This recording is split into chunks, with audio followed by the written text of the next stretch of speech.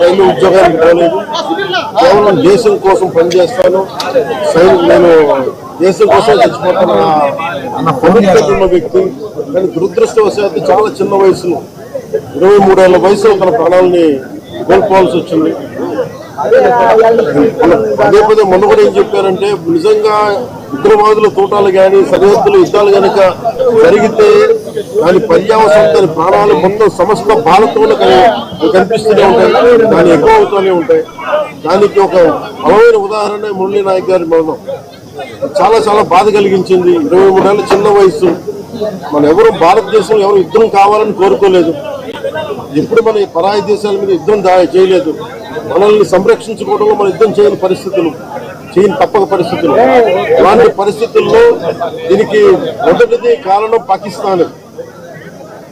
Pakistan general, army general కూర్చోబెట్టి రెచ్చగొట్టి ఒక వారం ముందు, ఏప్రిల్ 22 ఒక వారం ముందు రెచ్చగొట్టి ఉగ్రవాదుల్ని ప్రేరేపించి అమాయకులైన మనుషులను చంపించేసి దానికి పర్యవసానమే.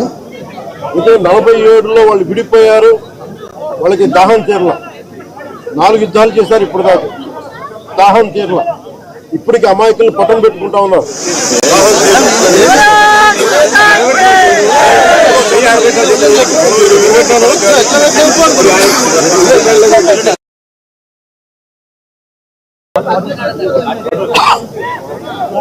నిన్న కూడా చూసాం.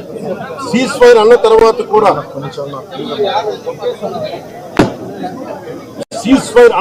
కూడా సీజ్ ఫైర్ ని వైలేట్ చేసిన ప్రభుత్వం.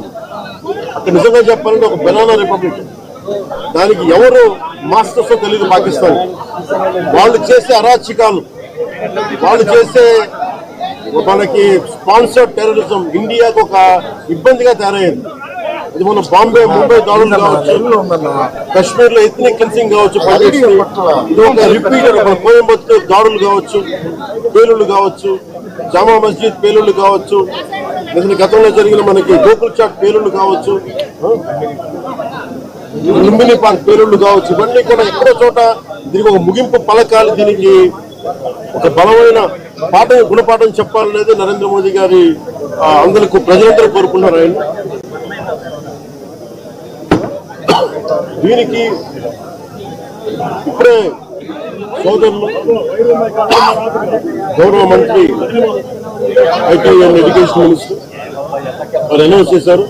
గౌరవ ముఖ్యమంత్రి చంద్రబాబు గారి తరఫున, అలాగే నరేంద్ర మోదీ గారి తరఫున ఇక్కడికి మంత్రివర్గం అందరూ ఉన్నాం. ఇక్కడ అందరూ కూర్చొని, మేము ముగ్గురు కూర్చొని ఇందాక గౌరవ ముఖ్యమంత్రి గారి సూచనల మేరకు ఇందాక సోదరులు మన లోకేష్ గారు చెప్పినట్టుగా దాదాపు 50 లక్షలు ఎక్స్గ్రేషన్ ప్రకటిస్తా ఉన్నారు. అలాగే ఒక 5 ఎకరాల పొలం అని కూడా తెలియజేశారు. అలాగే 300 గజాలు ఇంటి స్థలం అని కూడా అనౌన్స్ చేశారు. అలాగే ప్రభుత్వంలో వాళ్ళకి ఎవరికైనా సరే, వాళ్ళ నాన్నగారికి కానీ ఎవరికి కానీ ప్రభుత్వ ఉద్యోగం కూడా ఖచ్చితంగా ఇవ్వాలనేది కేబినెట్ లో ముందు పెట్టి నిర్ణయం తీసుకుంటాం. ఇవన్నీ కాకుండా నేను అదనంగా వ్యక్తిగతంగా నేను కూర్చోబెట్టి దశవరకు 25 లక్షల రూపాయలు మన కుటుంబానికి నా వ్యక్తిగతంగా నేను సాయం చేస్తానని తెలియజేసుకుని, ఇలాంటి పరిస్థితులు రాకూడదని కోరుకుంటాం. కానీ దురదృష్టవశాత్తు ఇలాంటివి జరిగినాయి.